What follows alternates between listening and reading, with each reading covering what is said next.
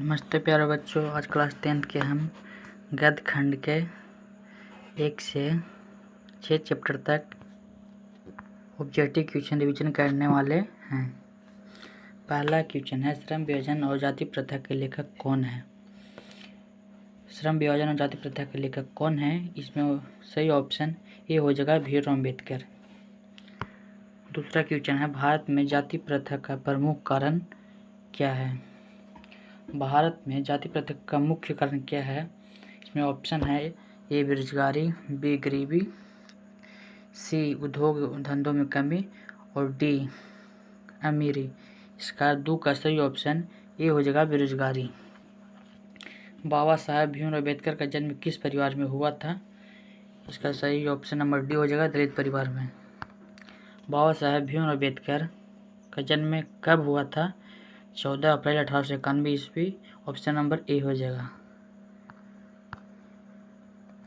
पांचवा क्वेश्चन है, भारत में बेरोजगारी का मुख्य व प्रत्यक्ष कारण क्या है, इसका सही ऑप्शन जाति प्रथा, ऑप्शन नंबर सी हो जाएगा। और इससे क्वेश्चन पूछ सकता है कि बुद्ध इज धम्मा किसका रचना है, तब भीमराव अम्बेडकर की है।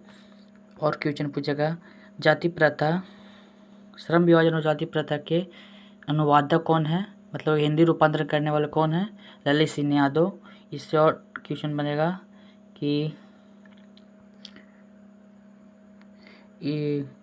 श्रम विभाजन और जाति प्रथा का किस भाषा में रूपांतरण किया गया है, किस भाषा से रूपांतरण किया गया है, रिलेशन ऑफ कास्ट हो जाएगा। भारत में बेरोजगारी का मुख्य और प्रत्यक्ष कारण क्या है, जाति प्रथा बता दिए।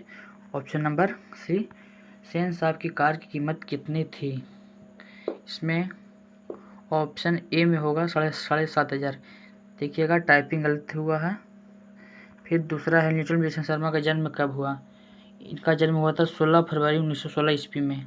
ऑप्शन नंबर सी हो जाएगा। मदन किसका बेटा था, मदन गिरधरलाल का बेटा था, जो सेन साहब के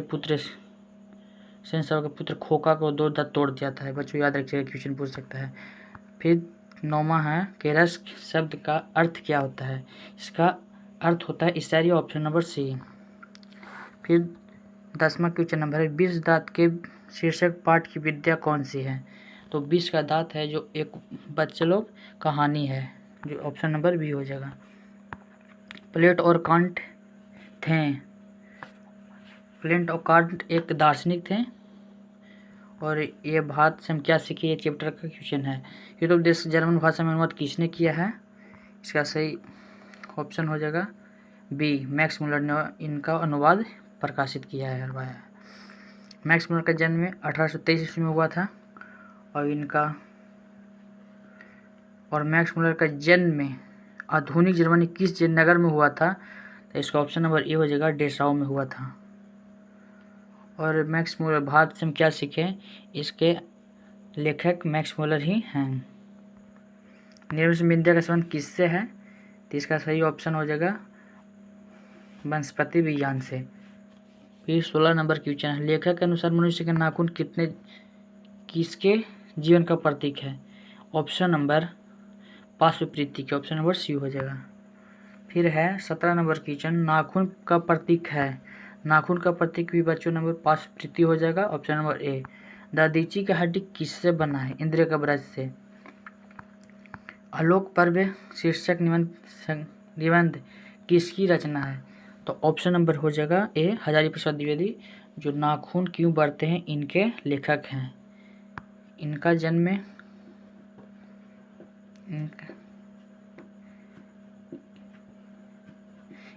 1900 ईस्वी में हुआ था। हजारी प्रसाद द्विवेदी का जन्म कब हुआ था, सॉरी बच्चों, हजारी प्रसाद द्विवेदी का जन्म 1907 ईस्वी में हुआ था और इनका मृत्यु 1979 ईस्वी में हुआ था। क्वेश्चन पूछ सकता है।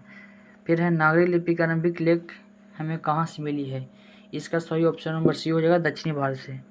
फिर 22 क्वेश्चन नंबर है, बेदवा दानपत्र किस समय में हुआ था, इसका सही ऑप्शन नंबर ए हो जाएगा 1020 में। रामायण की रचना किस भाषा में है, संस्कृत में। हस्तलिपि किसे कहते हैं, 24 नंबर क्वेश्चन है, तो इसका हो जाएगा डी, हाथ की लिखावट को हस्तलिपि कहते हैं। बादशाह अकबर ने जी ने सिक्का चलाया तो उस पर अन्य कृति थी, तो उस पे राम और सीता लिखा हुआ था। बहादुर का पूरा नाम है दिल बहादुर।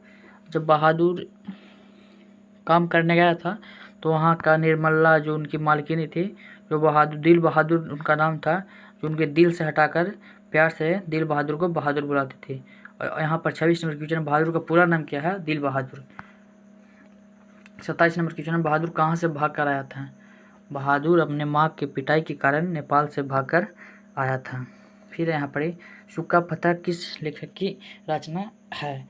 तो सूखा पत्ता रामविलास शर्मा का रचना है, पर यहाँ पर दिया हुआ नहीं, सॉरी बच्चों, बहादुर कहानी के लेखक अमरकांत जी हैं, जो सूखा पत्ता के लेखक भी कहे जाते हैं। बहादुर कितने वर्ष का था?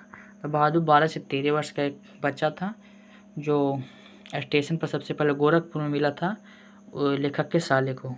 बहादुर से मार खाकर भैंस भाग किसके पास चली गई थी?